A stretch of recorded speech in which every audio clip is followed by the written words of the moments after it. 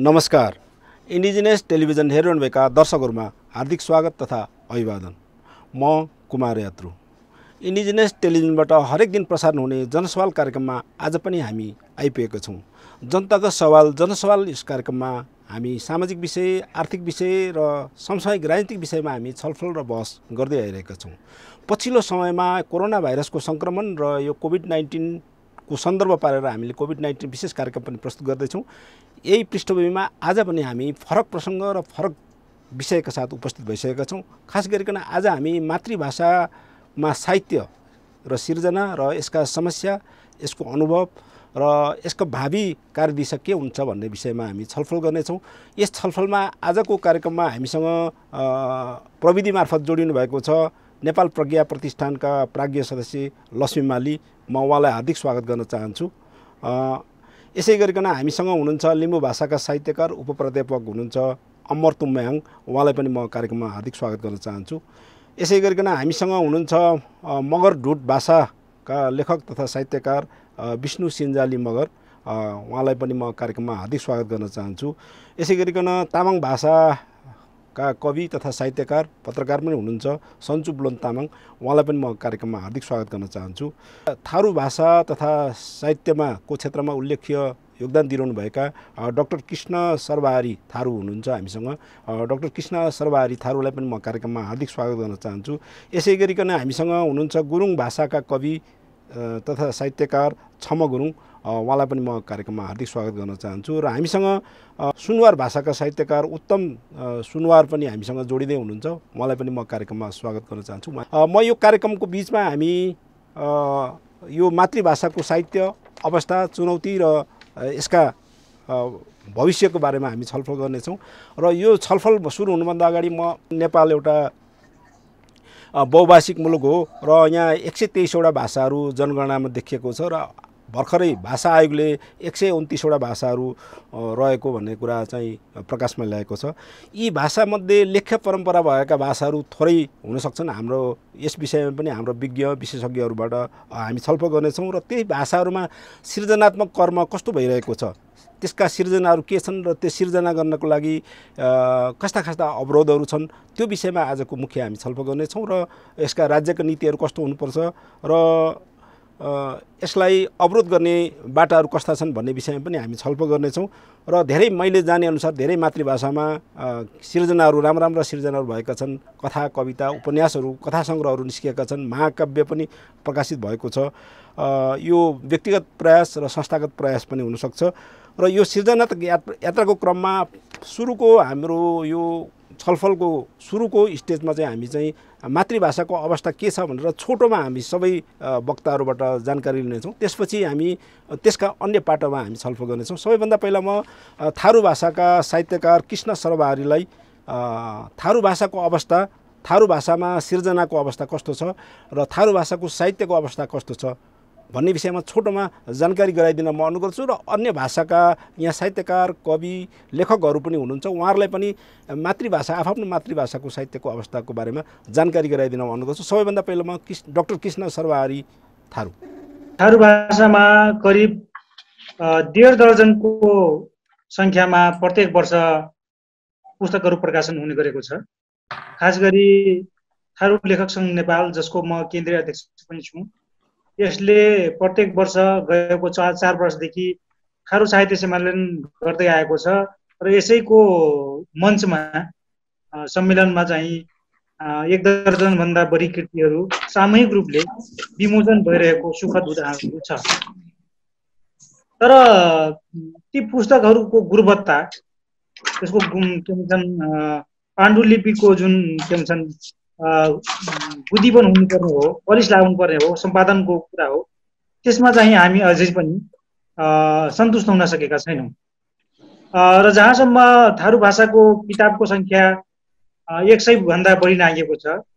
तर 2007-08 सालतिरबाट प्रकाशन हुन थालेको थारू भाषाको इतिहास हेर्दाखेरि अहिले 76 सालमा आइपुग्दाखेरि थारू पुस्तकको किताब सङ्ख्या जम्मा 100को हाराहारीमा मात्रै हुनु यो चाहिँ सन्तोषजनक मान्न सकिन्न। यसै गरिकन थारू भाषाको पत्र पत्रिका पनि करिब 100कै हाराहारीमा छ। 28 सालमा पहिलो पत्रिका गोचाली निस्किएको हो दाङबाट महेश चौधरीको सम्पादनमा। यी पत्रिका मध्ये 7वटा मात्रै नियमित छन्। वास्तवमा थारू साहित्यको अवस्थालाई उजागर गर्नमा थारू पत्र पत्रिकाको जति योगदान छ, जति योगदान हुनुपर्छ, अन्य मातृभाषाको कुनै अवस्था त्यही हो। जुन भाषाको पत्रिका बढी आएको छ त्यो भाषाको चाहिँ साहित्यको अवस्था राम्रो छ, र जुन भाषामा पत्रिका राम्रो छैन, प्रकाशन राम्रो छैन, त्यो भाषाको साहित्यको अवस्था राम्रो छैन, किनकि दस्तावेजीकरण गर्ने पत्रिकाले नै हो। तर 100वटा जति थारू भाषाको पत्रिकामा अहिले मुस्किलले 6-7वटा मात्रै नियमित छन्।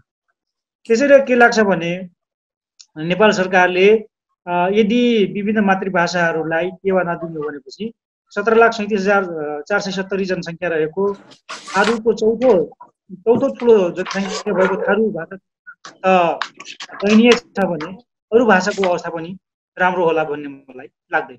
हुन्छ, धन्यवाद। म अरू विषयमा पछि आउनेछु। अब गुरुङ भाषाको अवस्थाको बारेमा हाम्रो छम गुरुङ हुनुहुन्छ। गुरुङ भाषाको अवस्था चाहिँ कस्तो छ? अब थारू भाषामा त राम्रै प्रगति भएको अवस्था देखियो।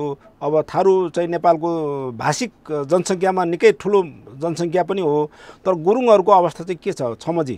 गुरुङ भाषाको चाहिँ यो मातृभाषा, विशेष गरी मातृभाषाको चाहिँ साहित्य सृजनाको कुरा उठाउँदाखेरि चाहिँ अलिक दयनीय नै छ। किन भन्दाखेरि अघि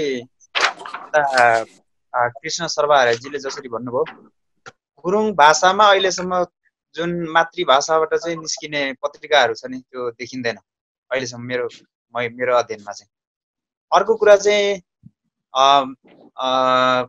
साहित्य सृजनाको त्यो गतिको हिसाबले हेऱ्यो भने अहिले निहालियो भने तपाईको सुरुमा चाहिँ मातृभाषाबाट विशेष गरी गुरुङ भाषाबाट चाहिँ लेखिएको किताबको रूपमा चाहिँ त्यो 2016 सालमा यता स्याङ्जाको चाहिँ हर्कबहादुर गुरुङ उहाँले लेख्नु भएको एउटा किताब क्युदे थुलेन भन्ने किताबबाट चाहिँ सुरु भएको मानिँदै आएको देखिन्छ। त्यो किताब चाहिँ फेरि एउटा जागरणमूलक गाउँतिर चाहिँ गाइने गीत भन्न सकिन्छ। त्यसमा चाहिँ त्यो केही गीतहरू सङ्कलित एउटा किताब हो। त्यहाँदेखिको यो अहिलेसम्मको एउटा यस्तो यात्रालाई हेरियो भने चाहिँ गुरुङहरूमा अहिलेसम्म खासै सन्तोषजनक छैन, किताब भेटिँदैन। विशेष गरी गुरुङ भाषाको साहित्यलाई चाहिँ दुई किसिमले हेर्न सकिन्छ होला जस्तो लाग्छ। एउटा चाहिँ अब जस्तो श्रुति परम्परामा आधारित भएको सिर्जनालाई हेर्न सकिन्छ, अर्को चाहिँ लिखित रूपमा। त्यस हिसाबमा हेर्दाखेरि यो लिखित रूपमा आएका चाहिँ सिर्जनाहरू चाहिँ खासै देखिँदैन। एकदमै दुःख लाग्दो छ यो। अर्को कुरा चाहिँ साहित्य सिर्जनाको कुरा भन्ने बित्तिकै मलाई लागेको चाहिँ समग्रमा भन्दाखेरि चाहिँ भाषाकै कुरा आउँछ। जब चाहिँ राज्यद्वारा चाहिँ भाषालाई नै दमन गरिएको छ भने त्यसरी चाहिँ सिर्जना चाहिँ प्रस्फुटन हुने मौका पाउने कुरा पनि आउँदैन भन्ने लाग्छ मलाई। त्यो भएर चाहिँ सिर्जनाको एउटा हिसाबले त्यो रह्यो। अनि अर्को चाहिँ गुरुङ जातिभित्रको चाहिँ राज्यद्वारा जुन खालको चाहिँ यो सैनिकमा चाहिँ प्रयोग गरियो बाहिर, त्यस पछाडि चाहिँ एउटा समुदाय नै त्यो समुदायको खास चाहिँ उनीहरूको चाहिँ के भन्छ ओरिएन्टेसन हैन, त्यो चाहिँ यता सिर्जना यता सांस्कृतिक अभियानतिर अथवा सांस्कृतिक कार्यतिर भन्दा पनि उता चाहिँ सैनिक अथवा यो आर्थिक उपार्जनतिर चाहिँ बढी लगाव गराइएको देखिन्छ भनौँ न। त्यसो हुनाले चाहिँ गुरुङ भाषाबाट चाहिँ सिर्जनाहरू साहित्यको चाहिँ अहिलेसम्म चाहिँ त्यति सन्तोषजनक छैन, यति नै भनौँ होला अहिले त। हुन्छ छमजी, म पछि फेरि आउने छु। अहिले म हाम्रो चाहिँ विष्णु सिन्जाली मगर, उहाँ चाहिँ मगर ढुट भाषाका लेखक साहित्यकार हुनुहुन्छ। त्यसपछि म सुनुवार भाषाको म जान चाहन्छु। अहिले चाहिँ विष्णुजी मगर भाषा, समग्र मगर भाषामा पनि मगर ढुट भाषाको अवस्था चाहिँ कस्तो छ? समग्र मगर भाषाकै तपाईँले भन्न सक्नुहुन्छ भने पनि भनिदिनु भए हुन्छ छोटोमा। समग्रमा मगर भाषाको कुरा गर्दाखेरि के छ भने अब मगरको सामाजिक स्थिति त अघि हाम्रो छम सरले भने जस्तै हो। अब उहाँहरू पनि यो किनभने यो लाउडी समुदायले गर्दा हामीलाई के बनाउँदा के असर पर्छ भनेर उहाँले विश्लेषण गर्नुभयो। अब मगरहरूमा चाहिँ हामीले अहिलेसम्म 3वटा भाषाहरू बोल्छौँ हाम्रो मगरमा चाहिँ। एउटालाई हामी मगर ढुट अथवा मगर कुरा भनिराखेका छौँ भने अर्को चाहिँ हामी कसैले मगर पाङ पनि भन्छन्। अनि डोल्पामा चाहिँ मगर काइके र मगर पोइके भन्ने छ, अहिले भर्खर नयाँ पत्ता लागेको। अब यी भाषाहरूमा चाहिँ अब मगर पोइकेमा त त्यस्तो लेखहरू लेखिएको छैन। मगर काइकेमा चाहिँ एउटा कविता सङ्ग्रह आएको छ र एउटा डिक्सनरी आएको छ, एउटा शब्दकोश। र अनि मगर खाम अथवा मगर पाङ को कुरा गर्दाखेरि चाहिँ त्यसमा चाहिँ अहिले चाहिँ धेरै लेखहरू भएको छ। त्यसमा चाहिँ के छ भने 1 दर्जन जति कविता सङ्ग्रह आएको छ, 1 दर्जन भन्दा बढी मगर खाममा। अनि त्यसपछि कथा सङ्ग्रह चाहिँ 2टा छ, उपन्यास 2टा छ, एकाङ्की नाटक एउटा छ, निबन्ध सङ्ग्रह 2टा प्रकाशन भएको छ भने मगर ढुटमा चाहिँ अलिकति बढी लेखिएको छ। मगर ढुटमा चाहिँ अलिकति पहिल्यै पनि लेखियो। यो चाहिँ 2009 सालमै अब एउटा कविता सङ्ग्रह प्रकाशन भएको थियो। 90 मा एउटा मगर भाषाको कुरा शब्द सङ्ग्रह र अनि मगर भाषाको शिक्षा भनेर एकजना अयदी प्रसाद प्रधानले लेख्नु भएको थियो भने पहिलो कविता सङ्ग्रह बालकृष्ण पोखरेलले 2009 सालमा लेख्नु भएको थियो। प्रगतिशील कविता छ, त्यो चाहिँ खास राजनीतिक कारणले कविता सङ्ग्रह थियो। त्यसपछि मगरहरू आफैले मगर भाषा संस्कृति मगरको उसमा रहेर लेखेको भनेको 2015-16 तिर लेखेको पाइन्छ। तर 17 सालमा परिवर्तन भएपछि त्यो छाप्न नसकेको चाहिँ हामीले पाउँछौँ। छाप्न नसकेर 2020-25 सालसम्ममा त्यो कविता सङ्ग्रह छापिएको छ र कालभरि खास चाहिँ साहित्यमा विकास भएन। र 46 साल आएपछि चाहिँ बहुदलीय प्रजातन्त्रको पुनर्स्थापना भएपछि मगर भाषामा चाहिँ लेख्नुपर्छ भन्ने चेतना अलि फैलियो। त्यसले गर्दाखेरि मगर भाषामा लेख्न सुरु भयो र अहिलेसम्म मगर भाषामा चाहिँ 3 दर्जन भन्दा बढी कविता सङ्ग्रहहरू छन्। 16 वटा कथा सङ्ग्रहहरू अहिलेसम्म प्रकाशन भइसकेको छ। 16 वटा उपन्यासहरू प्रकाशन भइसकेको छ। अनि संवाद एउटा छ, लघु नाटक छ, निबन्ध सङ्ग्रह 4 वटा छ, एकाङ्की नाटक पनि प्रकाशन भएको छ, उखान टुक्काहरू प्रकाशन भएको छ, व्याकरण 4 वटा भएको छ। अनि शब्द सङ्ग्रहहरू पनि प्रकाशन भएको स्थिति छ। तर समस्या के रह्यो भने अब मगरहरूलाई चाहिँ यो नेपाली भाषा बोल्नेहरूले यो मगरको जिब्रो बाक्लो हुन्छ, टठडर छुट्याउन सक्दैन। यो बाक्लो जिब्रो मगर भाषा बोल्यो भने बाक्लो जिब्रो हुन्छ, अनि त्यसले गर्दाखेरि पढाइमा कमजोर हुन्छ। त्यसकारणले मगर भाषा बोल्न हुन्न भन्ने गाउँघरमा हाम्रो सरकारी तलब खाने भनौँ न, हाम्रो राजस्वबाट तलब खाने शिक्षक भए कर्मचारीहरू अनि यो राजनीतिक अगुवाहरू सबैले चाहिँ भ्रम छरिदिएको कारणले मगर भाषा बोल्नै छोडिदिएका छन्। सुनवार भाषामा साहित्य सिर्जनाको अवस्था कस्तो छ छोटोमा सुनाइदिनु म अनुरोध गर्छु उत्तम सुनवारलाई। सुनवार भाषाको जुन अघि अरू साथीहरूले भने जस्तै फुटकर रचनाहरू चाहिँ धेरै पहिला नै हडसनको पालामै केही पुरानो कथा अनुवादको सुरुवात भएको देखिन्छ। तर पुस्तककारको रूपमा चाहिँ 2062 साल धेरै लामो इतिहास छैन, 15 वर्ष भयो अहिले। त्यहाँबाट कविता सङ्ग्रह निस्किएपछि हालसम्म चाहिँ आउँदाखेरि सुनवार भाषाको त्यति धेरै त छैन। तर अहिलेसम्म सुनवार भाषामा चाहिँ 11 वटा कविता सङ्ग्रह, 3 वटा कथा सङ्ग्रह, 4 वटा निबन्ध सङ्ग्रह अनि एउटा उपन्यास, 4 वटा गीति सङ्ग्रह, एउटा नाटक, एउटा गजल सङ्ग्रह, 2 वटा लोककथा सङ्ग्रह र 2 वटा अनुवाद नाटक अनुवाद किताबहरू प्रकाशित भएको छन्।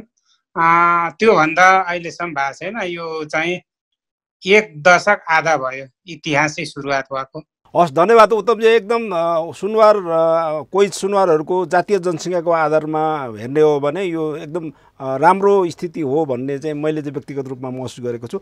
अब म तामाङ भाषाको साहित्यको स्थितिको बारेमा सन्चु ब्लोन तामाङलाई म अनुरोध गर्छु। अनि त्यसपछि अमरजी गएर अनि हाम्रो प्राज्ञ सदस्य लक्ष्मी म्यामका पछि आउनेछु। अहिले चाहिँ सन्चु ब्लोन। अब तामाङ भाषाको साहित्यको कुरा गर्नु पर्दाखेरि तामाङ भाषाको साहित्य लेखन ठिकै छ। हाम्रो अहिले समग्रमा भन्नु पर्दाखेरि करिब तामाङ साहित्यका विभिन्न विधाका पुस्तकहरू अहिलेसम्म चाहिँ 200वटा जति चाहिँ प्रकाशन भएको छ। ठ्याक्कै यति भन्ने नभए पनि करिब 200को हाराहारीमा पुगेको छ हाम्रो चाहिँ प्रकाशन। त्यसमा चाहिँ अब विभिन्न विधाका छन्, कविता, कथा, गीत, त्यस्तै गरी ताङ्का, हाइकु, चिठी सङ्ग्रह, खण्डकाव्य, महाकाव्यसम्म प्रकाशन भएको छ तामाङ भाषाको। त्यो सँगसँगै तामाङ भाषाको यो चाहिँ प्रत्येक वर्षमा कम्तीमा 3-4वटा पुस्तक प्रकाशन हुँदै आइरहेको छ। केही वर्षहरूमा चाहिँ 12-13वटासम्म पनि वर्षमा प्रकाशन भएको थियो। पछिल्लो चरणमा चाहिँ अलिक केही घटेकोले 2-3-4 त्यतिसम्म चाहिँ प्रत्येक वर्ष प्रकाशन भइरहेको छ विभिन्न विधाका साहित्यका पुस्तकहरू। र तामाङ साहित्यको विकासको कुरा गर्नुपर्दा तामाङ साहित्यको विकास यो 47 सालको राजनीतिक परिवर्तनपछि चाहिँ यो 68-68तिरबाट चाहिँ अलिकति बढी नै यसको विकास भएको पाइन्छ। खास गरी विभिन्न साहित्यिक संस्थाहरूको स्थापना भएपछि नै तामाङ साहित्यको गतिविधि चाहिँ अलि सशक्त रूपमा अगाडि गएको हामीले पाउँछौँ। किनकि अब पहिला चाहिँ त्योभन्दा अगाडि यो 46-47को परिवर्तनभन्दा अगाडि पनि तामाङ साहित्य थुप्रै लेखिएका थिए, तर पनि त्यो बाहिर आउन नपाउँदाखेरि चाहिँ कतिपय लुकाएर राख्नुपर्ने स्थितिको किताबहरू पनि हामीले भेटेका छौँ होइन। त्यतिखेर चाहिँ पत्रिकाहरू अमृत योन्जन तामाङ लगायत अग्रजहरूले पत्रिकाहरू प्रकाशन गर्नुहुन्थ्यो, स्योमिन्द भन्ने तामाङ भाषाको। त्यसमा पनि थुप्रै फुटकर साहित्यका विभिन्न विधाका रचनाहरू चाहिँ त्यहाँ छाप्ने गरेको हामीले भेट्छौँ। र जब 59-60बाट चाहिँ युवाहरूमा तामाङ भाषा जोगाउनुपर्छ, तामाङ साहित्यको विकासमा युवाहरू लाग्नुपर्छ भनेर लागिसकेपछि चाहिँ संस्थाहरू स्थापना भएको छ। त्यस्तै क्रममा चाहिँ संस्थाहरू पनि थप्दै विभिन्न चाहिँ ठाउँमा चाहिँ छुट्टा छुट्टै संस्थाहरूले काम गरिरहेको अहिलेको अवस्थामा भन्नुपर्दाखेरि चाहिँ अहिले काठमाडौँ उपत्यकामा 4वटा साहित्यिक संस्थाहरू छन्। तामाङ दाजङ, त्यसै गरी स्रष्टा समाज, नाङसल क्लब नेपाल र भक्तपुरमा सेम्लिङ नान भन्ने 4वटा संस्था छ। यो संस्थाले चाहिँ प्रत्येक महिनाको शनिबार 4वटै शनिबार चाहिँ हाम्रो तामाङ साहित्यमय हुन्छ भनौँ। अहिले यो लकडाउनको कारणले स्थगित भए पनि प्रत्येक हप्ताको शनिबार चाहिँ साहित्य वाचनको कार्यक्रमहरू हुँदै आएको छ। त्यसले गर्दाखेरि पनि तामाङ साहित्यको लागि ठुलो टेवा पुगेको छ। साहित्यको अवस्थालाई माथि उजागर गर्नको लागि चाहिँ यसले एउटा चाहिँ चौतारीको काम भनौँ, एउटा फोरमको काम चाहिँ गर्दै आइरहेको छ। जस्तै तामाङ दाजङले चाहिँ तपाईँको यो 59 सालबाट स्थापना भएर अहिलेसम्म आउँदा 200वटा भन्दा बढी श्रृङ्खलाहरू, नियमित श्रृङ्खलाहरू सञ्चालन गरिसकेको छ। सँगसँगै यो संस्थाको चाहिँ कार्यक्रमहरूमा वाचन हुने स्रष्टाहरूको कविता सङ्ग्रहहरू थुप्रै, गजल सङ्ग्रहहरू थुप्रै आएको छ। त्यसै गरी यो ताङ्का, हाइकु, खण्डकाव्य, महाकाव्यहरू पनि त्यो खालको फोरमले जुन ठाउँ दिएको छ त्यसले नै यो साहित्यकारहरूलाई चाहिँ बढी प्रोत्साहन गरेको हामी पाउँछौँ। त्यसै गरी तामाङ दाजङ भन्ने साहित्यिक पत्रिका पनि रहेको छ। त्यो पत्रिकामा प्रकाशनको लागि पनि निरन्तर लेखिरहनेहरू हुनुहुन्छ होइन। चाहिँ खास गरी युवाहरू तामाङ साहित्यमा बढी आकर्षित छन् होइन। निरन्तरता जति जुन हिसाबले सुरुका दिनहरूमा चाहिँ 100-150 जना कविता वाचन गर्ने, गजलहरू वाचन गर्ने खालको उपस्थिति भए पनि पछिल्लो चरणमा केही कमी आए तापनि तामाङ साहित्य लेखनमा चाहिँ युवाहरूकै चाहिँ हामीले उपस्थिति राम्रो पाउँछौँ तामाङमा चाहिँ। त्यसै गरी यो साहित्यिक संस्थाहरूले विभिन्न तामाङको ऐतिहासिक ठाउँहरूमा यात्रामा लाने, त्यो ठाउँहरूमा साहित्यकारहरूलाई साक्षात्कार गराउने कामहरू पनि गर्दै आइरहेको छ। त्यसले गर्दाखेरि पनि तामाङ साहित्यको अवस्थालाई यसले चाहिँ सहयोग गरेको छ। त्यसै गरी तामाङ साहित्यकै यो विकास क्रमसँगै अगाडि बढ्दाखेरि हामीले तामाङ साहित्य सम्मेलन भनेर 2 पटक राष्ट्रिय सम्मेलन पनि गऱ्यौँ। त्यो सम्मेलनमा विभिन्न तामाङ साहित्यका विधाहरूको चाहिँ कार्यपत्रहरू पनि प्रस्तुत भयो। त्यसले तामाङ साहित्यको परिभाषा के हो त त्यसको किटान गरेर पनि ल्यायो। त्यसले गर्दाखेरि तामाङ साहित्यमा कलम चलाउनेहरूलाई तामाङ साहित्य के हो, कसरी अगाडि बढ्ने भन्ने कुरामा चाहिँ अलमल हुनुपर्ने अवस्था नहुने गरी साहित्यको परिभाषासँगै चाहिँ साहित्यका विभिन्न विधामा पनि यो तामाङ दाजाङ लगायतको संस्थाहरूले चाहिँ प्रशिक्षणात्मक कार्यक्रमहरू पनि गर्दै आइरहेको छ। त्यो सँगसँगै आदिवासी जनजातिहरूको आन्दोलन त्यसै गरी तामाङ आन्दोलनको विषयमा प्रशिक्षणहरू दिने गर्छौँ र साहित्यकारहरूलाई चाहिँ त्यो आफ्नो मुद्दाहरू उठान गर्नको लागि चाहिँ सहयोग पुर्याउने भएको हुनाले त्यसमा चाहिँ युवा जमात चाहिँ तामाङ साहित्य लेखनमा अहिलेको जल्दो बल्दो समसामयिक विषयहरूमा पनि लागेको देखिन्छ। त्यसले गर्दा तामाङ साहित्यको अहिलेको अवस्था चाहिँ प्रकाशनको स्थिति त्यति धेरै सन्तोषजनक त नभनौँ होइन, तर उकालो लाग्दो छ। त्यसो तपाईँले म यहीँ रोकेँ। अब म पछि अरू विवरणहरू बारेमा अरू छलफलमा अर्को चरणमा हामी छलफल गर्नेछौँ। अहिले म अमरजीका जान चाहन्छु। लिम्बू भाषा साहित्यको स्थिति हेर्दाखेरि त अब्बलै होला होइन अमरजी, के छ? तपाईँको प्रश्न चाहिँ अब त्यो पाकेको फर्सी जस्तै होला जस्तो लाग्छ। बाहिरबाट हेर्दा चाहिँ त्यो सुन्दर देखिने, भित्र चाहिँ अलिक कस्तो छ भन्ने अलिक उठ्ने छ। तर कस्तो चाहिँ छ भने अब हाम्रो त्यो वातावरण हेर्दाखेरि सन्तोषजनक नै मान्नुपर्छ। विशेष गरेर अब नेपालमा हाम्रो चाहिँ त्यो सोचे जस्तो प्रगति भइरहेको छैन र हामीले चाहिँ अलिकति त्यो त्यही कारणले पनि सोचे जस्तो चाहिँ छैन। तर के चाहिँ हो भने अलि केही मात्रामा अलिकति लामो लेखन परम्परा चाहिँ लिम्बूमा भएको हुनाले सन्तोषजनकै छ। त्यति धेरै उत्साहवर्धक चाहिँ होइन, सन्तोषजनकै छ।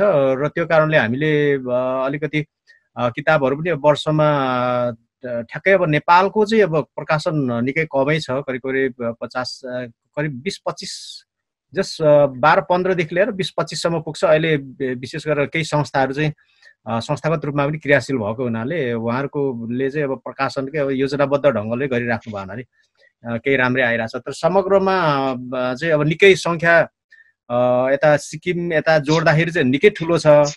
करिब 50-60वटा हाराहारीमा नै आउँछ किताबहरू, त्यो खालको छ। पत्र पत्रिकाहरू पनि निरन्तर रूपमा आउनेहरू पनि निकै नै छ, त्यो खालको छ। तर त्यति हुँदाहुँदै पनि विशेष गरेर गणतन्त्रपछि चाहिँ तामाङमा जस्तो उभार छ त्यस्तो खालको चाहिँ लिम्बूमा छैन। यो 45-47 भनौँ न, 46-47मा चाहिँ लोकतन्त्र आइसकेपछि चाहिँ निकै राम्रो उत्साहवर्धकै थियो। तर गणतन्त्रपछि चाहिँ त्यो स्थिति कायम भएको छैन। तर किनभने अब हाम्रो अघि कुरा गऱ्यौँ त्यो हाम्रो चाहिँ त्यो सबै त्यो स्वयंसेवी तरिकाले पढ्नेदेखि लिएर लिपि पढ्नेदेखि लिएर लेख्ने यो सबै कुराहरू त्यो भएको हुनाले चाहिँ हाम्रो त्यो खालको सोचे जस्तो छैन यहाँ। तर पनि अब स्वयंसेवी हिसाबले त्यो लेख्नेहरू छन्। अब अलिकति अब विधागत हिसाबले पनि सबै विधाहरूमा किताबहरू पर्याप्तै मात्रामा छन्। त्यसमा चाहिँ अब तर एउटा चाहिँ के भइरहेछ भने हाम्रो परम्परागत रूपमा भइरहेको जो लोक छन्दहरू छ, लोक छन्दहरूको प्रयोग चाहिँ साहित्यमा निकै कम छ, त्यो चाहिँ देखिया छ। र पत्र पत्रिकाहरू पनि अहिले तुलनात्मक रूपमा चाहिँ अलि नियमित आउनेहरू पनि करिब 4-5वटा जति छ, त्यति धेरै त छैन। र त्यस्तै पनि केही न केही मान्छेलाई लेखिरहन चाहिँ एउटा वातावरण बनाइदिएको छ। अहिलेसम्मको चाहिँ यस्तो छ कुमार सर हाम्रो चाहिँ। हस्, धन्यवाद छ। म अरू प्रसङ्गमा फेरि आउनेछौँ। अहिले म हाम्रो नेपाल प्रज्ञा प्रतिष्ठानका प्राज्ञ लक्ष्मी मालीका जान चाहन्छु। यो अहिले देखिएको एउटा सिचुएसन, एउटा सिन, अब एउटा प्रतिनिधिमूलक मात्रै हो। नेपालमा अन्य मातृभाषाका को पनि प्रचलन छ र योभन्दा अब्बल अब नेवा भाषाको आफ्नै परम्परा छ। नेवा भाषामा धेरै साहित्यहरू सिर्जना भएको छ। त्यसै गरिकन मैथिली भाषा होला, अरू भोजपुरी भाषा होला। अब आदिवासी जनजातिको मातृभाषाकै कुरा गर्दाखेरि पनि धेरै मातृभाषीहरूले अहिले विकास गर्ने क्रम जारी रहेको छ। यो सन्दर्भमा नेपाल प्रज्ञा प्रतिष्ठानले यी भाषामा साहित्य सिर्जना गर्नको लागि कस्तो नीतिहरू अख्तियार गरेको छ? मैले लक्ष्मी मालीज्यूलाई यही प्रसङ्गमा ध्यान आकर्षण गर्न चाहेँ। अब मातृभाषा साहित्यमा मैले नेपाल प्रज्ञा प्रतिष्ठानमा जुन अब काम गर्ने सिलसिलामा पोहोर सालबाट मैले 1 वर्ष अब साँच्चै भन्नु भने मातृभाषा साहित्यको यहाँ हाम्रो ठुलो कार्यक्रम भनेको अन्तर्राष्ट्रिय मातृभाषा दिवस हो। यो अन्तर्राष्ट्रिय मातृभाषा दिवसको 2 सालको पोहोर साल र यो सालको तुलना गर्दाखेरि पोहोर सालको दाँजोमा यस साल अलि धेरै साहित्यकारहरूले आफ्नो रचनाहरू वाचनको लागि पठाइदिनु भयो।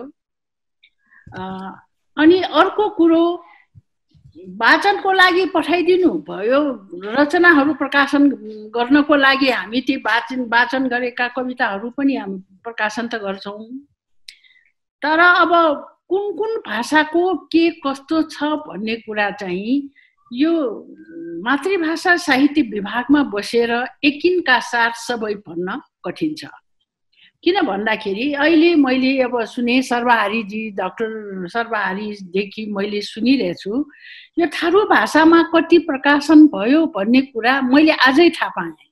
योभन्दा अगाडि मैले प्रज्ञा प्रतिष्ठानमा बसेर थाहा पाइनँ होइन। किन भन्दाखेरि मैले यो किन उहाँलाई एक्जाम्पल दिएको भन्दाखेरि उहाँ मेरो विभागको पनि सदस्य हुनुहुन्छ।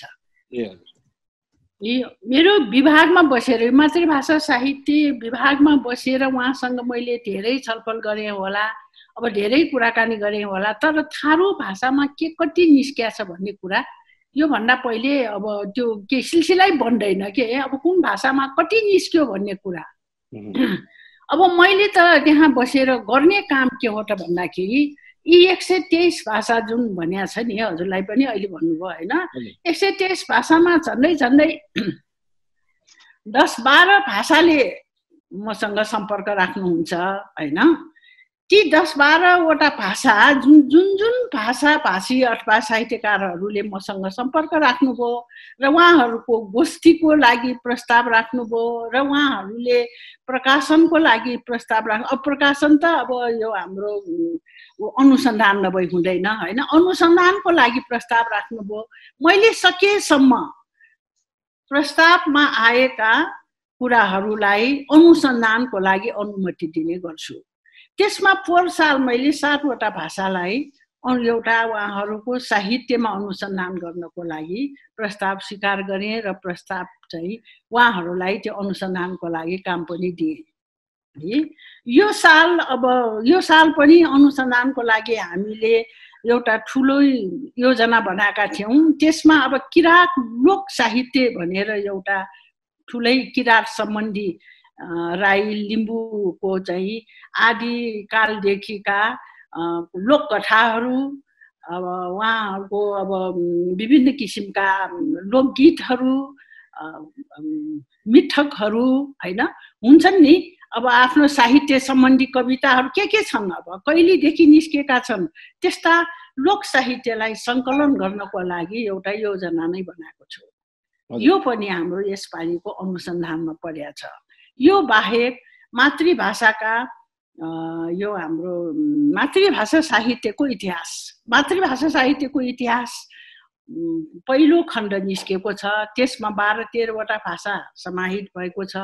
अब त्यसमा समाहित नभएका भाषाहरूलाई लिएर मातृभाषा साहित्यको इतिहास फेरि निकाल्ने योजना, दोस्रो भाग भनेर निकाल्ने योजना गरेर त्यसमा समाहित नभएका मातृभाषा साहित्यहरूलाई को इतिहासलाई यसपालि फेरि हामीले अनुसन्धानमा राखिएका छौँ। यसरी यसपालि हाम्रो फेरि अब यता पूर्वतिरै बढी फोकस छ। मुन्डुम भन्ने ग्रन्थ पनि यो भगिराज चामलिङज्यूले लेख्नु भएको थियो। उहाँलाई मैले यो अनुसन्धानको लागि दिएका थियौँ। उहाँले राम्रैसँग त्यो मुन्डुमको किताब राम्रैसँग बाइन्डिङ गर्न पुग्ने गरेर उहाँले अनुसन्धान गरेर दिनुभयो र त्यो प्रकाशन पनि भइसकेको छ। यसरी अब जुन भाषीहरूले आफ्नो मातृभाषा साहित्यमा प्रेम गर्नेहरूले अनुसन्धानको लागि म यो अनुसन्धान गर्छु भनेर आउनुहुन्छ, म खुसी साथ उहाँहरूलाई अब त्यो अनुसन्धान गर्नको लागि दिने हो। तर मैले पनि नभएका जस्तो हाम्रो मगर भाषामा, गुरुङ भाषामा अहिलेसम्म अब म आएदेखि अहिलेसम्म एउटा पनि मैले अनुसन्धान दिनु पाएको छैन।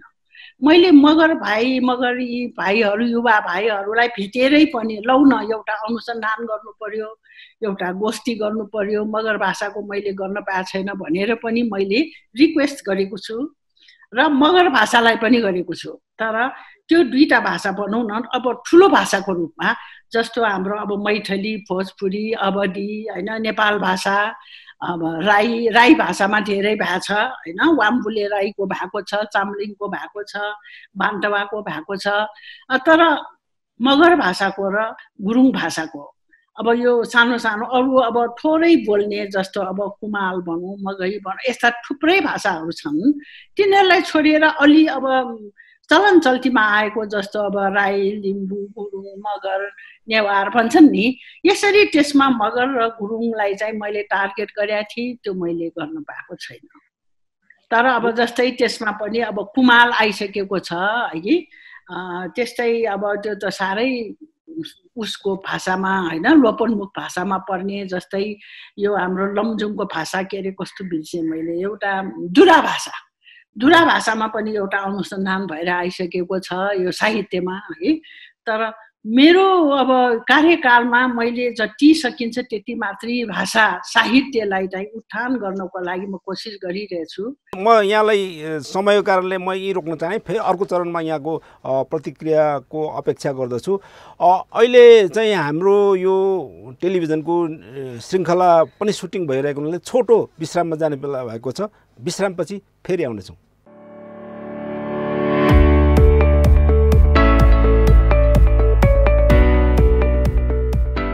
छलियाब आपिङ नै महामारी नियन्त्रण लब ताइदे छ्याब उपायको तुखो विश्वदे बेले आछनले नरिबा कोरोना महामारी ने क्या जोगेबा लागिरी प्युबरी छिबरी सु हुइना यही मडरी खानासम्म आछुइना सुरी मास खेना वा रुमालै होइन खानसम्म तिरै कारे टिसी केलना ले मिमुबक ल्योरी आयाना रोसै मि वा अरु मिमोदे तोबा तेरी सोलो पिउलो पाइला क्यानैले तालना यो आघ्रिना आघैना ताप खबा खबै लस्या तिरीले बेरसम्म कष्ट तस्या वा कास्या पारबा पिउस्या जिउ प्लाबा पारबा मृस्या न्यू खैबदे कोरोना संक्रमण तबै तलखाम गार्बे स्वास्थ्य केन्द्र वा अस्पतालरी चाँडियाना महामारी ने क्या शोभा लगिरी आउनी लमिसी आता ताई कृषि लल्तो निसी आई होसियार तसी मिसैबा कोरोना भाइरस दे टोसी पिना इन्डिजिनियस टेलिभिजन। आदरणीय दर्शकबिन, तपाईलाई विश्रामपछि फेरि स्वागत गर्न चाहन्छु। यो जनताको सवाल जनसवाल कार्यक्रम हो र यस कार्यक्रममा आज हामी मातृभाषाको साहित्य सिर्जनाको सन्दर्भमा विशेष छलफल गरिरहेका छौँ र हामीसँग विभिन्न मातृभाषामा लेखिरहनुभएका अभ्यास गरिरहनुभएका साहित्यकार र नेपाल प्रज्ञा प्रतिष्ठानका प्राज्ञ लक्ष्मी माली हामीसँग जोडिनु भएको छ। एक क्रममा म अर्को चरणमा यो मातृभाषाको साहित्य सिर्जना गर्नको लागि के समस्या छ, कस्ता खालको अवरोध छ भन्ने विषयमा म संक्षिप्तमा यहाँहरूको प्रतिक्रियाको यहाँहरूको विचारको आवश्यकता म अपेक्षा गर्दछु र यस क्रममा म यी अपेक्षाहरूलाई हाम्रो नेपाल प्रज्ञा प्रतिष्ठानका लक्ष्मी माली उहाँले सम्बोधन गरिदिन पनि म अनुरोध गर्दछु। पहिला म हाम्रो डाक्टर कृष्ण सर्वहारीजी, मातृभाषामा साहित्य सिर्जना गर्नको लागि कस्तो अवरोध छ? हुन त थारू भाषाको राम्रै स्थिति भन्न सकिएला, कस्तो स्थिति छ? अघि लक्ष्मी आमले पनि तपाईँको विषयमा टिप्पणी गर्नुभएको छ, छोटोमा तपाईँले भनिदिनु होला प्लिज। अब यस्तो छ, हाम्रो राईहरूको जस्तै थारूहरूको पनि विभिन्न भाषिकाहरू छन्। जस्तै अब नेपाल सरकारले अहिले भर्खर राणा थारूले छुट्टै बनाएको छ। कठरिया भयो, त्यसौरी भयो, डङ्गौरा भयो, त्यसपछि यता चितवनिया भयो, सप्तरिया भयो, मोरङ्गिया भयो, झाप उता 12 वर्षको छुट्टै छ। तर यो सबै हेर्दाखेरि डङ्गौरा भाषाको साहित्य समृद्ध छ। अब अहिले हाम्रो समस्या के भनेपछि किताबको सङ्ख्या बढ्दै गएको छ। अब त्यसलाई मानकीकरणको रूपमा कसरी लेख्ने? जस्तै अघि नै हाम्रो विष्णु सिन्जालीले भन्नुभयो कि मगरहरूको त्यो टटको समस्या जुन छ, थारूहरूको पनि समस्या त्यही हो। त्यसैले मानकीकरणको सवालमा अहिले हामीले यो टठडढ नवाला जुन त्यो छ त्यो चाहिँ हटाएका छौँ। तर यो जो पहिलेदेखि लेख्दै आउनुभएको छ, नेपालीको भाषाको सम्पर्कमा आउनुभएको छ, उहाँहरूले चाहिँ भाषा फल्नाहरूले चाहिँ बिगार्यो भन्ने आरोप लगाइराख्नुभएको छ। त्यसैले सङ्ख्या बढ्ने क्रमसँगै सबै भाषामा मलाई लाग्छ थारूको मात्रै होइन, सबै भाषामा मानकीकरणको समस्या ठुलो हो। यो मानकीकरणको समस्याको लागि नेपाल प्रज्ञा प्रतिष्ठान लगायत आदिवासी जनजाति प्रतिष्ठानलाई पनि भूमिका खेल्नुपर्छ। होइन भने हामीले चाहिँ कुन भाषामा जाने के गर्ने त्यो चाहिँ अहिले ठुलो समस्या रूपमा देखिन्छ। म कृष्णजीलाई नै यहाँ पूरक प्रश्न गर्न चाहन्छु। जस्तो थारू भाषामा मानकको निर्धारणको एउटा समस्या भयो, व्याकरणहरू छ कि छैन, वर्ण विन्यासको समस्या छ कि छैन, त्यसको बारेमा भन्नुहोस् त। थारू भाषामा शब्दकोश पनि छ। गोपाल दहित, अशोक थारूहरूले लेख्नु भएको, बमबहादुर थारूले छुट्टै लेख्नु भएको, अशोक थारूको छुट्टै छ त्यो शब्दकोश। के भन्छन् अनि व्याकरण महेश चौधरीले लेख्नु भएको, हृदयनारायण चौधरीले लेख्नु भएको, सहयोग समाज नेपालबाट निस्केको व्याकरण पनि छ। तर यी व्याकरणहरू आधिकारिक रूपले आइरहेका छैनन्। हामीले नेपाल प्रज्ञा प्रतिष्ठानको सरकारीमा व्याकरण बनाउन सक्यौँ भने यसको मतलब तपाईँ थारू भाषाको साहित्य सिर्जना गर्नको लागि राज्य नियन्त्रित राज्यको कारणले होइन कि थारूहरूको आन्तरिक कारणले चाहिँ समस्या छ, यो बुझ्दा हुन्छ? हो हो हो। धन्यवाद। म गुरुङजीका जान चाहन्छु, छत्र हाम्रो छम गुरुङजीका। गुरुङहरूको भाषामा साहित्य सिर्जना गर्नको लागि थारू भाषाको जस्तै स्थिति हो कि अरू फरक छ? त्यस्तै भनिहाल्न चाहिँ म सक्दिनँ होइन। के लाग्छ भने मलाई चाहिँ राज्यको नै बढी जिम्मेवार जस्तो लाग्छ मलाई चाहिँ। उहाँ कृष्ण सर्वहारीजीले जसरी भन्नुभयो, मलाई चाहिँ के लाग्छ भने जसरी राज्यले चाहिँ सुरुदेखि नै हेर्दा संस्थागत रूपमा हेर्न सकिन्छ। जस्तो जनगणनाको कुरा गर्यो भने सन् 1911बाट सुरु भयो होइन नेपालमा। तर जनजातिको रूपमा चाहिँ त्यो मातृभाषाहरूको त्यो जुन क्याटेगोरी हो नि, त्यो भनेको सन् 1952-54बाट मात्रै सुरु भयो हेर्नुहोस्। त्यो लामो ग्याप पछि त्यो क्याटेगोराइज गरियो भनेपछि त्यो सँगसँगै चाहिँ सुरुमा चाहिँ त्यो सन् 1952-54मा चाहिँ मातृभाषाहरूको सङ्ख्या 44 थियो होइन। त्यस पछाडि फेरि तपाईँको चाहिँ 61मा चाहिँ 36मा झऱ्यो, त्यो झर्दै झर्दै गयो। 36मा झऱ्यो, त्यसपछि 71मा फेरि 17मा झऱ्यो, अनि त्यस पछाडि 18मा झऱ्यो। हेर्नुहोस् है, झर्दै गयो। त्यस पछाडि फेरि जब चाहिँ सन् 90 पछिको जुन राजनीतिक परिवर्तन आयो, यो बहुदल पछाडि चाहिँ अलिकति जागरण आएको हुनाले त्यस पछाडि अलिक फेरि उकालो लाग्दै गएको देखिन्छ। त्यतिखेर चाहिँ 91-91मा चाहिँ 32वटा भाषा भनेर त्यतिखेर आयो मातृभाषाहरूको चाहिँ त्यो क्याटेगोरी, त्यो सङ्ख्या। त्यस पछाडि चाहिँ 1मा चाहिँ 92 आयो, त्यस पछाडि 11मा चाहिँ 123 अहिले हामी भन्दैछौँ होइन। यो त आयो। अब यसले समस्या अवरोध चाहिँ कहाँ भयो त? यसले गर्दा भाषालाई चाहिँ जसरी चाहिँ राज्यबाट रिकगनाइज हुनुपर्ने हो नि पहिलो कुरा होइन, माध्यमको कुरा गर्दाखेरि त्यो भएन। त्यसमा चाहिँ विभिन्न उतार चढावहरू भइरहेको देखिन्छ एउटा कुरा होइन दाइ, भाषाको कुराले गर्दाखेरि। अर्को कुरा चाहिँ मलाई लागेको चाहिँ अघि कृष्णजीले भन्नुभयो जस्तै समुदायबाट पनि एक खालको जागरण भएन। जसरी तपाईँको भारतको स्त्री निवास भन्ने जो समाजशास्त्री हुनुहुन्छ, उहाँले चाहिँ के भन्छ ठुला कथित चाहिँ उच्च जाति हिन्दूहरूले जसरी चाहिँ उनीहरूको संस्कृति जस्तो छ त्यस्तै चाहिँ तल्लो अथवा त्योभन्दा उत्पीडित जातिहरूले चाहिँ त्यो फलो गर्छ भन्छन् क्या। तर मलाई के लाग्छ भने फलो चाहिँ गर्छ, त्यो फलो गर्ने कारण चाहिँ के हो त भन्दाखेरि त राज्यले चाहिँ हामीलाई जस्तो भाषालाई एउटा भाषालाई चाहिँ फुल्ने फलाउनको लागि चाहिँ के बनाएको छ त नीतिहरू होइन। एउटा खालको चाहिँ भाषा जस्तो एउटा कुरा गर्दाखेरि चाहिँ माध्यमको कुरा गऱ्यो भने 47 सालभन्दा अगाडि होइन, संविधानभन्दा अगाडि भाषा त्यो भाषिक अधिकार त थिएन नि। त्यस पछाडि आयो, तर भाषाले फेरि दुईटा क्याटेगोरी गरायो भनेपछि त हाम्रो भाषा त खासमा राज्यले संरक्षण गर्ने भाषा भन्दा त उत्पीडनमा पर्यो नि होइन। अहिले चाहिँ गणतन्त्र आइसकेपछिको एउटा भाषामा भनेको छ, त्यही पनि फेरि संविधानको हिसाबले नै भाषामा त विभेद छ नि होइन। एउटा भाषालाई मात्रै सरकारी रूपमा चाहिँ केन्द्रबाट चाहिँ संरक्षण हुनुपर्ने अन्य भाषाहरूमाथि चाहिँ छैन। जस्तो अघि चाहिँ हाम्रो लक्ष्मी दिदीबाट आयो कुरो होइन, राज्यको एउटा अङ्गबाट चाहिँ एउटा चाहिँ संस्थाबाट चाहिँ काम गरिरहनु भएको छ उहाँले होइन, उहाँले पनि गर्नु भएको छ। अनि गर्दा गर्दै त्यसमा चाहिँ राज्यले चाहिँ यो विशेष गरी मातृभाषा विशेष कार्यक्रम के छ त अहिलेसम्म गर्दै आएको होइन। त्यसको चाहिँ हामीले जसरी काम गरिरहेछौँ त्यसको देखिने गरी अहिलेसम्म त्यस्तो भइरहेको जस्तो मलाई त्यति लाग्दैन। एकदमै नगण्य के हामी औँलामा गर्न सक्छौँ भने चाहिँ गुरुङहरूको पनि स्थिति यही हो त। के भन्दाखेरि मैले अघि जुन चाहिँ सङ्ख्यात्मक रूपमा गुरुङहरूबाट चाहिँ मातृभाषाबाट लेखिएका त्यो पुस्तकहरू मैले भन्न सकिनँ होइन, एकदम कम छ, नगण्य छ। हिजोदेखि जसरी त्यो सुरुदेखि भएको कुराहरू हेऱ्यो भने कम छ र कमै मात्रामा मूल्याङ्कन गर्दा पनि त्यसको गुणात्मकता त झन् गाह्रै छ होइन। त्यो चाहिँ किन भयो भन्दाखेरि विभिन्न कारणहरू, त्यसको प्रोसेसहरू, समुदायबाट के भयो, राज्यबाट के भयो, त्यो दुवैबाट हेर्दाखेरि खास मूल कारण चाहिँ फेरि राज्य नै हुन्छ त्यो लाग्छ मलाई चाहिँ। हस्, धन्यवाद छ, एकदम महत्त्वपूर्ण विषय उठाइदिनु भयो तपाईँलाई, धन्यवाद छ। म हाम्रो विष्णुजीका जान चाहन्छु। मगर भाषाहरू, समग्र मगर भाषा, अब यहाँको मगर ढुट भाषाको मात्रै होइन कि समग्र भाषाको अवरोध केमा छ भन्ने कुराहरू हामी छलफल गरिरहेका छौँ। तपाईँलाई लागेको विषय छोटोमा राखिदिनु होला प्लिज। मगर भाषा साहित्य लेखनको अवरोध भनेको त एउटा अब हाम्रो छम गुरुङ सरले भने जस्तै राज्यको अवरोध नै हो मलाई लागेको पनि। अब हामीलाई के छ भने अब मगर भाषाको हामी साहित्य लेख्छौँ, अब हामी बाँच्न सक्ने स्थिति छैन एउटा। दोस्रो, अब हाम्रो अघि माली म्याडमले भन्नुभयो अब प्रज्ञा प्रतिष्ठानमा अब मान्छेहरू आउँदैनन्, मगरहरू आउँदैनन् भन्नुहुन्छ।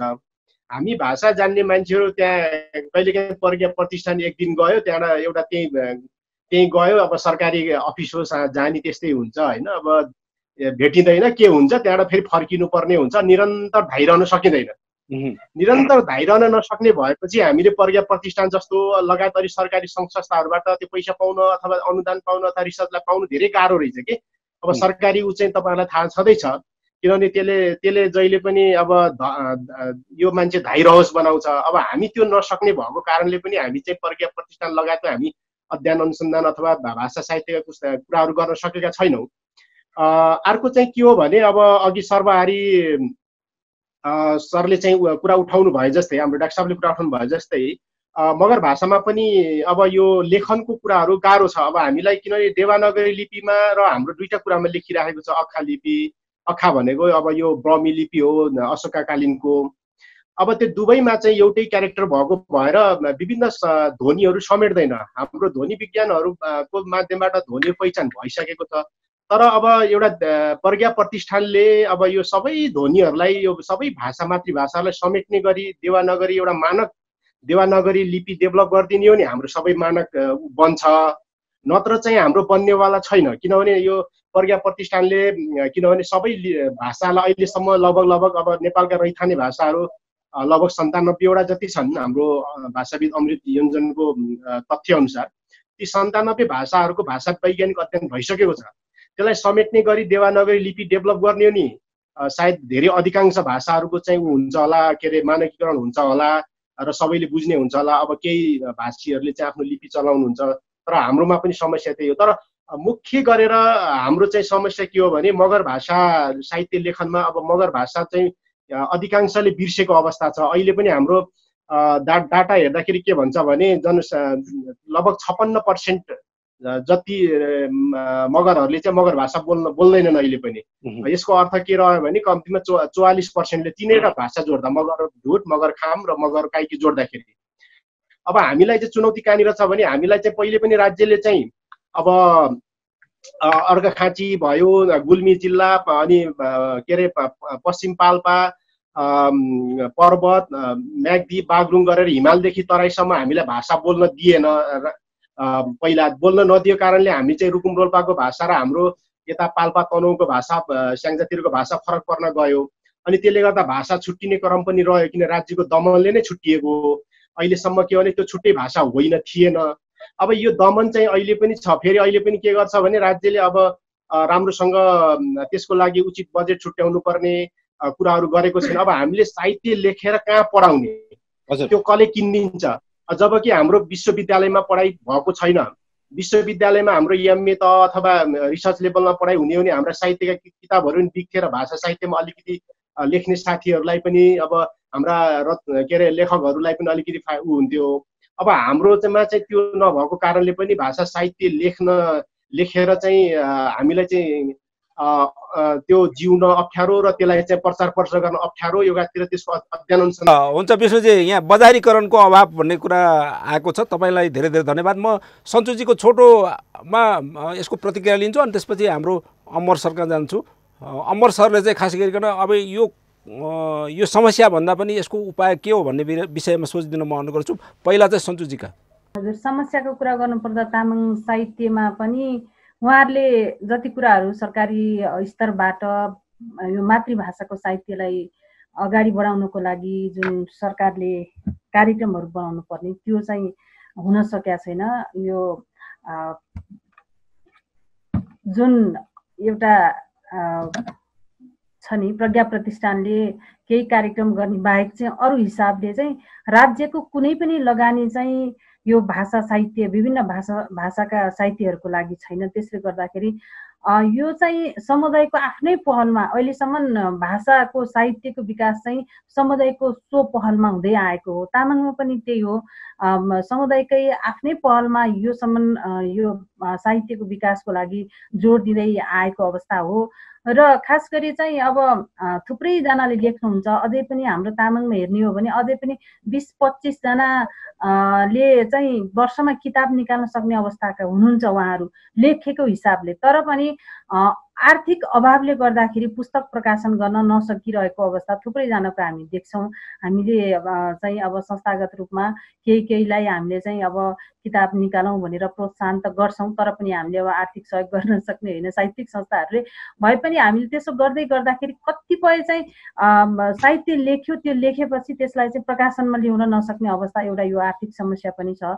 अर्को कुरा चाहिँ अब पाठकको कुरा योभन्दा अगाडिको चाहिँ उहाँहरूले राखिसक्नुभयो, यो पाठकको अभाव पनि छ। एउटा कुरा यो किताब निकालेपछि त्यो किताब चाहिँ कतिजनाले पढ्छ त भन्दाखेरि जो यो लेखनमा सहभागी हुन्छन् ऊ बाहेक अरू मान्छेले चाहिँ खासै यसमा पढ्ने काम चाहिँ एकदम कम छ, पाठक चाहिँ कम छ होइन। अब त्यो लेखेपछि त्यो साहित्य चाहिँ अब तामाङ साहित्यको लागि एउटा चाहिँ ऊ भयो, एउटा चाहिँ सम्पत्तिको रूपमा त रह्यो, तर पनि अब यो मातृभाषाको शिक्षा अगाडि बढाउन सकेका छैन राज्यले। त्यसले गर्दा हामीले लेख्ने साहित्यहरूको चाहिँ अब त्यो शिक्षामा प्रयोग हुने त्यो साहित्यका विभिन्न विधालाई चाहिँ त्यो शिक्षा जो मातृभाषाको शिक्षा भयो भने न त्यहाँ प्रयोग गर्न पाउँछ, त्यसलाई चाहिँ अध्ययन गराउन पाउँछ, त्यो साहित्यकारहरूले लेखेको विचारहरू चाहिँ पुर्याउन सकिन्छ। त्यो कुरा हुन सकेका छैन। मातृभाषाको शिक्षाले गर्दाखेरि पनि यो साहित्य लेखनमा चाहिँ अलि उत्सुकता जाँगर कम हुनुको कारण समस्या चाहिँ यो पनि रहेको छ। अब अरू कुरा चाहिँ अब साहित्य लेख्ने भनिसकेपछि त्यो लेखेपछि त्यसलाई चाहिँ त्यो माथि विचार विमर्शको कुराहरू हुन्छ। हाम्रो आदिवासी चाहिँ विभिन्न जात जातिका साहित्यमा चाहिँ लेखेपछि त्यो माथि विचार विमर्श गर्ने, छलफल गर्ने, त्यो चाहिँ टिप्पणी गर्ने, समालोचना गर्ने त्योहरू चाहिँ हुन सकेका छैन। एकदम साहित्य लेख्ने राख्ने त्यस्तै भइरहेछ। केही आफ्नो सर्कलमा आफ्नो साथीभाइमा चाहिँ आदान प्रदान हुने बाहेक चाहिँ त्यो कस्तो खालको लेखेको छ त, उसको लेखन कस्तो छ त, त्यो विषयमा चाहिँ एकदम कम छ छलफल चाहिँ। किताबमाथि छलफल गर्ने अनि त्यसपछि त्यो किताबको चाहिँ समीक्षा गर्ने त्यो क्रमहरू नहुँदाखेरि नि त्यो साहित्यलाई चाहिँ अलिक गुणस्तरीय बनाउनु। धन्यवाद दिए सञ्जुजीलाई।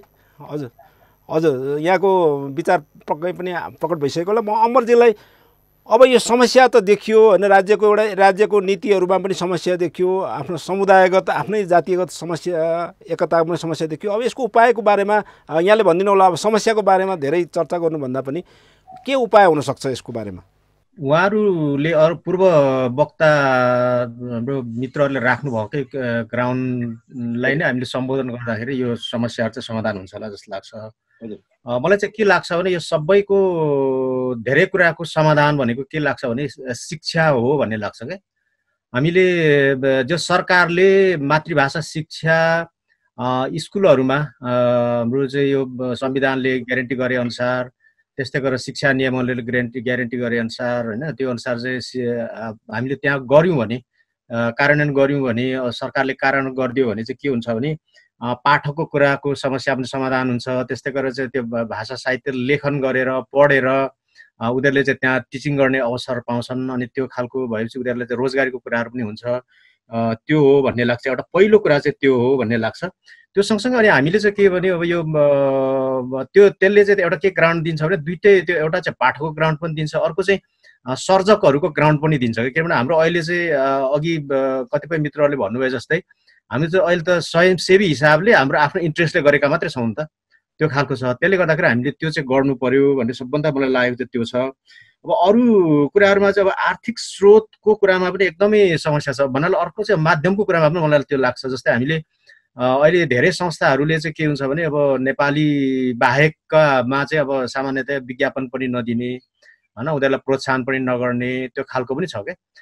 त्यो हुने बित्तिकै अब हामी चाहिँ आफ्नो गोजीबाट कति दिन धान्छ त सम्बन्धित समुदायको त्यो सक्रिय मान्छेहरूको भन्ने कुरा हुन्छ। अहिलेसम्म त्यो भइरहेको त्यो छ।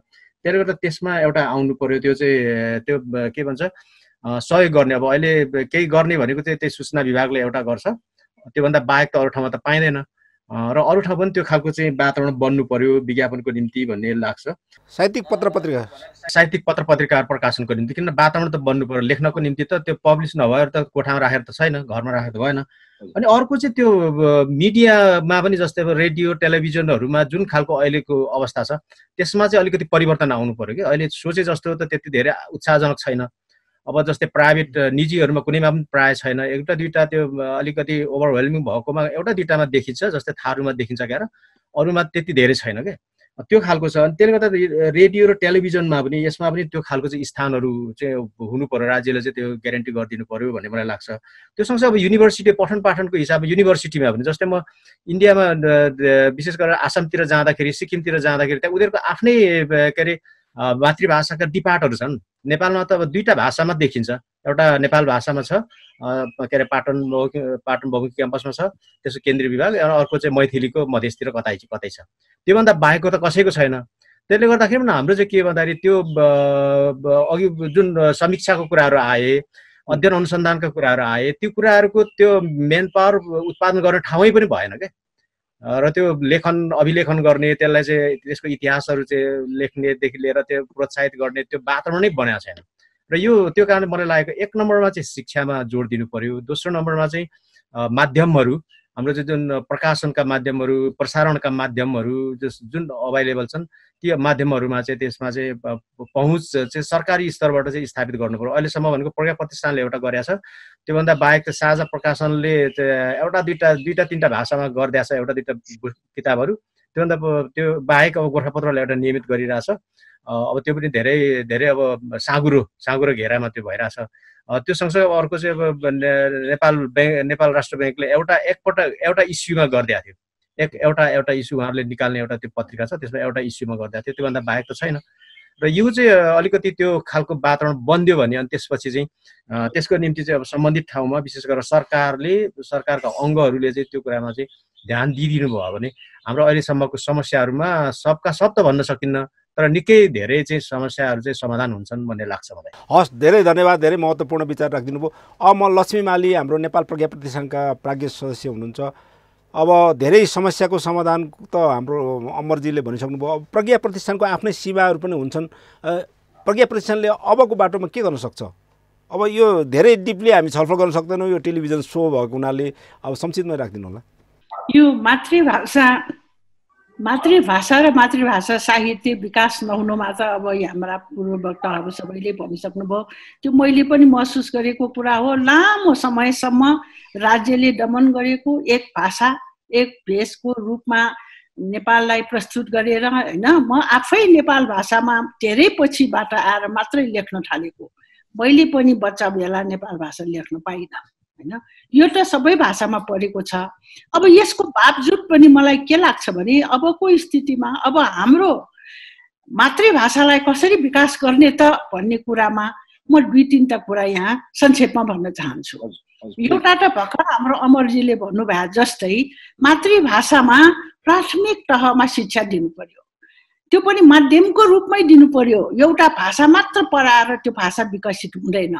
आफ्नै मातृभाषाको माध्यमबाट मिडियमै त्यही मातृभाषा बनाएर यदि प्राथमिक शिक्षा दिन सक्यो भने त्यो घरमा सिकेर आएको कुराबाट त्यो बच्चाले पनि एकदमै चाँडै आफ्नो ज्ञान हासिल गर्न सक्छन् र ज्ञान आर्जन गर्न सक्छन्। अनि भाषाको पनि विकास हुन्छ, उसलाई पढ्ने र बोल्ने बानी बस्छ होइन। घरैबाट अब हामीले आफ्नो मातृभाषामा बच्चाहरूलाई भाषा सिकाउन छोडिरहेको अवस्था छ अहिले होइन। आफ्नो आफ्नो भाषाबाट आमाले आफ्नो छोराछोरीलाई भाषा सिकाइरहेको अवस्था छैन। धेरै नै अब अङ्ग्रेजी नेपाली, अब नेपाली पनि विलय हुने अवस्थामा आइसकेको छ। अङ्ग्रेजी स्कुलमा राख्नु परेको छ भन्छन्। बिहानै अथवा बच्चैदेखि बच्चाहरूलाई अङ्ग्रेजी सिकाउन थाल्यो। यसले त कतातिर लाग्यो भन्दाखेरि भोलि अहिले हाम्रो मातृभाषा कमजोर भए जस्तै भोलि नेपाली कमजोर हुने अवस्था आइरहेको छ। यस्तो नहोस् भनेर पहिलो कुरा त हामीले आफ्नो घरमा आफ्नो बच्चाहरूलाई आफ्नो मातृभाषा बोल्न दिनु पर्यो र प्राथमिक शिक्षा मातृभाषा माध्यमबाट सिकाउनु पर्यो हाम्रो विकासको लागि, हैन? दोस्रो कुरो अनि साहित्यमा प्रेम जागरण ल्याउनु पर्यो। आफ्नो मातृभाषाबाट लेख्ने जागरण, जस्तो हामीले सपना देख्दा त मातृभाषाबाटै देख्छौँ होला नि, हैन? त्यसैले हामीले कुनै पनि लेखहरू कवितै सही मुक्तकै सही लेख्दाखेरि कथाहरू लोककथाहरू अथवा छोटो हाम्रा लघु कथाहरू पनि हाम्रो आफ्नो भाषाबाट लेखेर पढ्ने पढाउने बानी बसाउनु पर्यो। यसले पनि हाम्रो मातृभाषाको विकासमा अलिकति मद्दत पुग्छ। अब यो आर्थिक तत्त्व त बाँकी नै छ, म आउँछु, हैन? एउटा त बोल्नु पर्यो, अर्को बच्चाहरूलाई शिक्षा दिनु पर्यो, दोस्रो अनि तेस्रो जागरण चाहियो कि हाम्रो मातृभाषालाई उठान गर्ने। लामो समयदेखि हाम्रो 300 वर्ष अगाडिदेखि हामीलाई अब छिचोमिचोमा यो भाषालाई तल पारिएको अवस्थाबाट बल्ल हामी यो गणतन्त्रमा आएर आफ्नो भाषालाई राष्ट्रिय भाषाको रूपमा पाएका छौँ। अहिले त हाम्रो सबै भाषाहरू, सबै हाम्रा मातृभाषाहरू राष्ट्रिय भाषा हुन्, एउटा नेपाली मात्र होइन।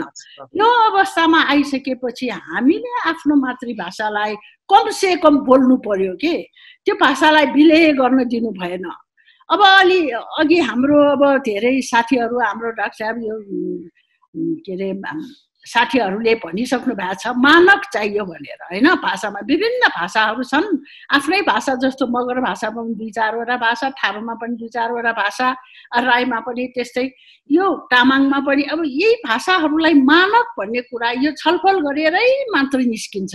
यसको लागि गोष्ठी गर्नु पर्यो, हैन? गोष्ठी गरेर हामीले विद्वानहरू आफ्नो भाषामा विद्वान विदुषीहरूलाई ल्याएर हामीले छलफल गरेर त्यो तय गर्ने काम पनि हाम्रो मातृभाषा भाषीहरूकै हो। राज्यले त्यति वास्ता गरिरहेको छैन, त्यो म पनि महसुस गर्छु। किनकि अब हाम्रो यो हाम्रो के अरे प्रज्ञा प्रतिष्ठानको कुरा गर्दाखेरि नेपाली भाषामा हाम्रो जम्मा त्यहाँ चाहिँ 10वटा विभागहरू छन्, हैन? त्यसमा अब यो मातृभाषाको लागि 2टा विभाग छ। एउटा मातृभाषा विभाग जुन हाम्रो डाक्टर योगेन्द्र यादवजी हुनुहुन्छ प्रमुख, हैन? म मातृभाषा साहित्यको विभाग।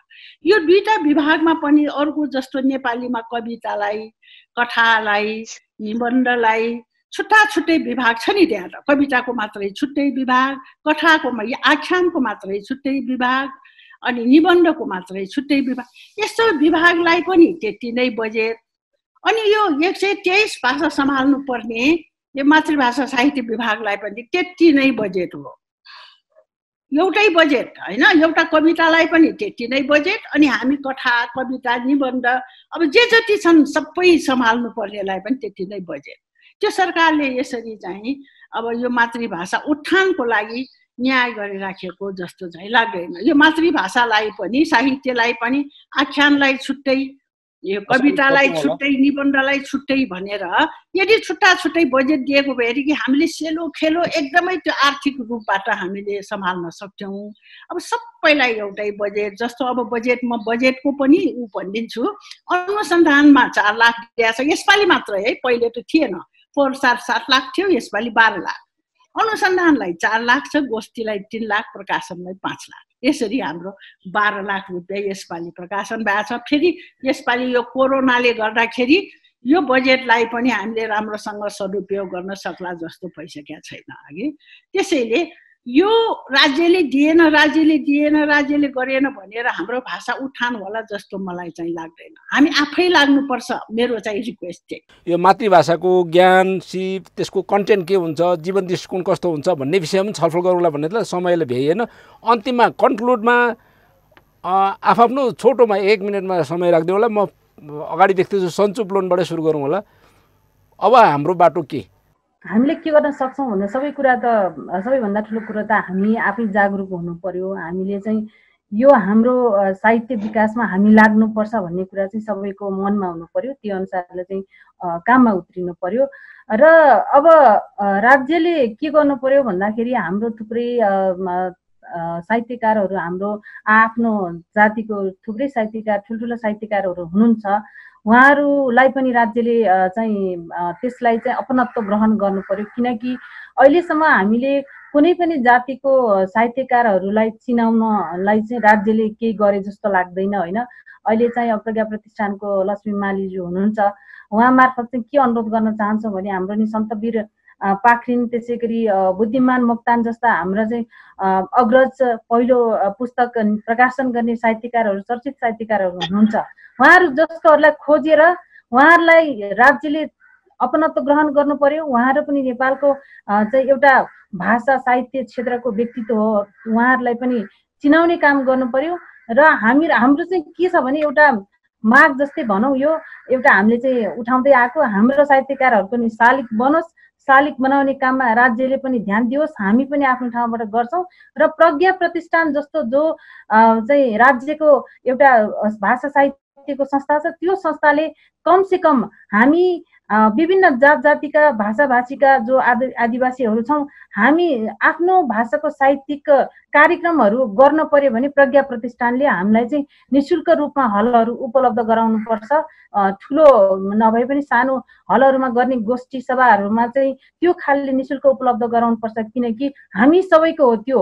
हाम्रो राज्यले लगानी गरिसकेपछि हामी सबै जनताको हो, हामी सबै जात जातिका भाषा भाषीको हो। त्यो भएको हुनाले त्यस्तो खालको सुविधाहरू नि दिनुपर्छ।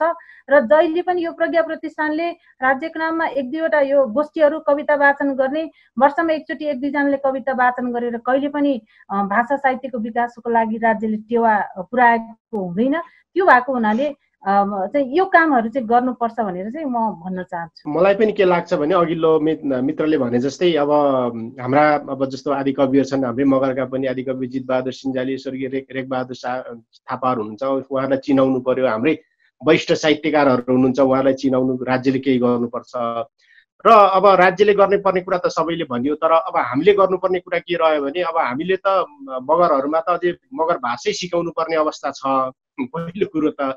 दोस्रो कुरो के भने अब हामी आफै जागरण भएनौँ र हामीले हाम्रो यो पुर्ख्यौली पहिचान हो, हाम्रो चाहिँ पुर्खाको ज्ञानहरू कुराहरू यहीँ छ, सबै कुराहरू ज्ञान विज्ञानहरू आदिवासी ज्ञान विज्ञान सिपहरू यहीँ छ भनेर हामीले चाहिँ जागरण गराउनु पर्ने हुन्छ। यो हाम्रो कर्तव्य पनि हो। र अर्को कुरा के भयो भने अब अहिले त हामी निरन्तर सङ्घर्षमै छौँ। किनभने अब एक हिसाबले चाहिँ मातृभाषामा के अरे शिक्षाको व्यवस्था गरिएको छैन, विद्यालयमा पढाइएको छैन, विश्वविद्यालयमा हामीलाई चाहिँ त्यस्तो प्राज्ञिक कार्यहरू गर्न दिइएको छैन। यसमा चाहिँ हामी त अब आन्दोलनमै छौँ। यो आन्दोलनलाई चाहिँ अब अलिकति निरन्तरता दिनुपर्छ र अब सबै भाषीहरू मिलेर अलिक चर्को रूपमा लैजानुपर्छ भन्ने चाहिँ मलाई लाग्छ हाम्रो तर्फबाट। हामीले जब चाहिँ भाषिक आन्दोलनलाई चाहिँ अलिकति चर्को रूपले लान सक्दैनौँ, त्यो गर्न सकिएन भने पहिला त हामीले हाम्रो मातृभाषा पनि जोगाउन सक्दैनौँ। दोस्रो नेपाली भाषा पनि जोगिनेवाला छैन फेरि, किनभने अङ्ग्रेजीले खाइसकेको छ। अघि हाम्रो प्रज्ञाको म्याडमले भनिसक्नुभयो। किनभने यो कुरा गर्नको निमित्त अब हामी आफै जागरुक हुनु र हामी आफै जागरुक भएर लेख्नु अनि सङ्गठित हुनु र चाहिँ यो जुन राज्यले एकल भाषा एकल संस्कृतिको व्यवहार अब अहिले नीति ऐन नियममा त छैन, तर व्यवहार अपनाइरहेको छ, त्यो तोड्नको निमित्त हामी सबै लाग्नुपर्छ भन्ने मलाई लाग्दछ। पूर्ववक्ता विद्वानले जसरी भन्नुभयो त्यो कुरालाई मनन गर्दै मलाई के लाग्छ भने 1-2वटा कुरा मात्रै भन्छु।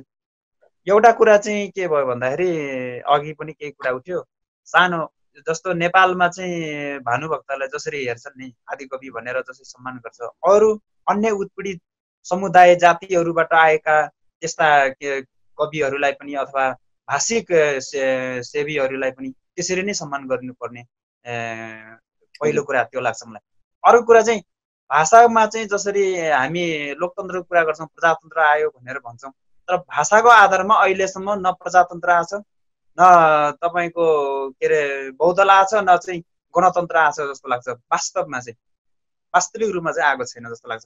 अर्को त्यो कुरा र जसरी चाहिँ संस्कृत भाषालाई अहिले रिसेन्टको कुरा जसरी अहिले बसमा पनि छ, संस्कृत भाषालाई हिजो जसरी राणाकालदेखि चाहिँ भाषा पाठशालाहरू भनेर अधिराज्यभरि तत्कालीन समयमा अधिराज्यभरि जसरी फैलाइयो होइन, संरक्षण गरियो, त्यसै गरी अहिलेसम्म पनि त्यसमा चाहिँ के अरे जसरी चाहिँ संरक्षण गरिरहेछ राज्यको तर्फबाट त्यस्तै नै त्यसलाई गर्नु हुँदैन भन्ने होइन हाम्रो कुरा। तर त्यो भाषाले जसरी गरिन्छ अरू अन्य भाषाले पनि त्यसरी नै संरक्षण गरौँ न भन्ने कुरा एउटा कुरा रहन्छ। अर्को कुरा चाहिँ हामीले चाहिँ जसरी भाषिक आन्दोलनको कुरा ऐतिहासिक रूपमा चाहिँ हेर्दै गयौँ भने 97 सालतिर जसरी के अरे भाषिक आन्दोलन भयो, विशेष गरी मलाई लाग्छ यो नेपाल भाषाबाट बढी भयो। के भन्छ सिद्धिचरण श्रेष्ठहरू अथवा चित्तधर हृदयहरूले जसरी भाषिक चाहिँ आवाज उठाउँदाखेरि उनीहरूले जसरी जन्मकैद गर्ने के गर्ने त्यस्तो राज्य तर्फबाट जसरी दमन हुँदै आयो नि, त्यसको फलस्वरूप त्यसको परिणामस्वरूप अहिले हामी भोग्दैछौँ जस्तो लाग्छ मलाई। त्यस्ता विभेदहरू चाहिँ राज्यबाट निर्मूल हुनुपर्छ र राज्यले चाहिँ हामीले जसरी गर्छौँ होइन, हामीले त कसरी गर्छौँ भने राज्यले चाहिँ एउटा खालको चाहिँ समानता र स्वतन्त्रतामा चाहिँ हामी अवरोध गरेन भने हामीले के गर्न सक्छौँ भन्ने कुरा लाग्छ। त्यसो हुनाले हामी नगर्ने कुरा छँदै छैन। राज्यले चाहिँ खुल्ला गराइदिनु पर्यो। संसारभरि जसरी 7000 भन्दा बढी भाषाको चाहिँ समान छ, मूल्य छ, हामीभित्र भएको लोपोन्मुखदेखि लिएर अहिले जीवित भाषाहरू सबैलाई त्यस्तै किसिमको चाहिँ संरक्षण हुनुपर्छ र के अरे सुविधा पनि हुनुपर्छ। र भाषालाई हेर्दाखेरि एउटा मात्रै भाषालाई मात्रै हेर्नु हुँदैन क्या, आर्थिक रूपमा हेर्नु पर्यो, राजनीतिक रूपमा हेर्नु पर्यो, सामाजिक रूपमा हेर्नु पर्यो होइन, ऐतिहासिक उत्पीडनको रूपमा हेर्नु पर्यो।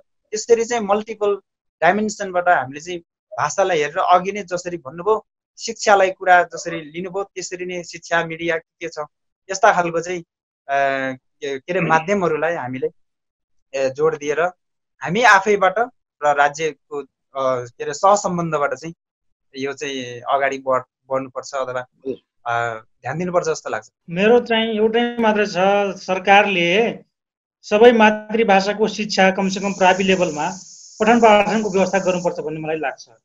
अब अहिले हाम्रो जति पनि जनप्रतिनिधि हुनुहुन्छ, विभिन्न मातृभाषीहरूका पनि जनप्रतिनिधि हुनुहुन्छ, उहाँले पनि जोड दिनु पर्यो। हाम्रो जातीय संस्थाहरू छन्, उहाँहरूले पनि मातृभाषा शिक्षा नै सबभन्दा पहिला जोड दिनु पर्यो। अब हामीले त्यो स्कुलमा पठन पाठन गर्दैनौँ भनेपछि, बालबच्चालाई त्यो भाषा सिकाउँदैनौँ भनेपछि त्यो मर्छ के। त्यो पढाइ हुँदै गएपछि कमसेकम सन्दर्भ सामग्रिक रूपमा हाम्रा बाल साहित्यका कथा कविता गीतहरू पनि त्यो कमसेकम सन्दर्भ सामग्रिक रूपमा प्रवर्धन हुन्छ।